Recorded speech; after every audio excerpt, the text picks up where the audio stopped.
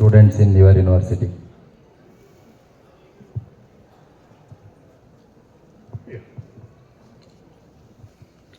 ಯೋಗ ಕರ್ಮಸು ಕೌಶಲಂ. ಯೋಗ ಅಂದರೆ ಅದೊಂದು ಯೋಗ ಅಂತ ನೀವು 2 ದಿವಸದಿಂದ ನೋಡ್ತಾನೆ ಇದ್ದೀರಿ. ಕರ್ಮಸು ಕೌಶಲಂ. ಕೌಶಲಂ ಅನ್ನೋದು ಒಂದು ಸ್ಕಿಲ್ ಅಂತ. ಪ್ರತಿಯೊಬ್ಬರಿಗೂ ಸ್ಕಿಲ್ ತುಂಬ ಅವಶ್ಯಕತೆ ಇದ್ದೇ ಇರುತ್ತೆ. ಎಲ್ಲರೂ ಸಾಕಷ್ಟು ಜನ ಸಾಕಷ್ಟು ಸ್ಟೂಡೆಂಟು ನಮ್ಮ ಯೂನಿವರ್ಸಿಟಿಯಲ್ಲಿ ಓದ್ತಾ ಇದ್ದಾರೆ. ಸಾಕಷ್ಟು ಸ್ಟೂಡೆಂಟ್ಸ್ ಇದ್ದಾರೆ. ಹಾಗೆ ಬೇರೆ ಎಲ್ಲ ಯೂನಿವರ್ಸಿಟಿಯಲ್ಲೂ ಕೂಡ ಎಲ್ಲ ವಿದ್ಯಾರ್ಥಿಗಳು ಇರ್ತಾರೆ. ಆದರೆ ಬರೀ ಅಕಾಡೆಮಿಕ್ ಆಗಿ ಅದು ಬರೀ ಒಂದು ಥಿಯರಿಟಿಕಲ್ ಆಗಿ ಬರೀ ಪುಸ್ತಕವನ್ನು ಓದೋದ್ರಿಂದ ಅಲ್ಲ.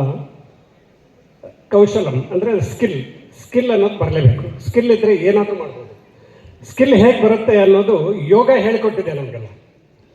ಯೋಗದಿಂದ ಸ್ಕಿಲ್ ಡೆವಲಪ್ ಆಗುತ್ತೆ, ಕೌಶಲ. ಅದಕ್ಕೆ ಯೋಗ ಕರ್ಮಸು ಕೌಶಲಂ. ಸೊ ಈ ರೀತಿಯಾಗಿ ಇರಬೇಕಾದ್ರೆ ನಮ್ಮ ಯೂನಿವರ್ಸಿಟಿಯಲ್ಲಿ ಕೆಲವೊಂದು ಯೋಗ ಮತ್ತು ಈ ಮೆಡಿಟೇಷನ್ ಇನ್ನೂ ಈ ಸದ್ಯಕ್ಕೆ ಯಾವುದೂ ಪ್ರಾರಂಭ ಮಾಡಿಲ್ಲ, to be frank with you. So ಮಾಡಬೇಕು. ಹಾಗೆ ಅದನ್ನು ಅಕಾಡೆಮಿಕ್ಕಲ್ಲೇ ತಗೋಬೇಕು ಆ ಸಬ್ಜೆಕ್ಟನ್ನು.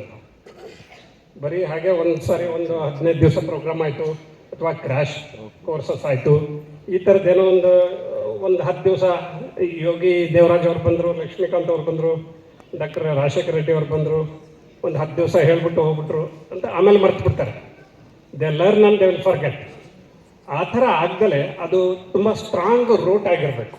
ಯೋಗ ಅನ್ನೋದು ತುಂಬ ಸ್ಟ್ರಾಂಗ್ ರೂಟ್ ಆಗಿರಬೇಕು ಅನ್ನೋ ಯೋಚನೆಯಲ್ಲಿ ನಾವಿದ್ದೇವೆ. ಸೊ ತುಂಬ ಅದ್ಭುತವಾದ ಪ್ರಶ್ನೆ ನಿಮ್ಮದು.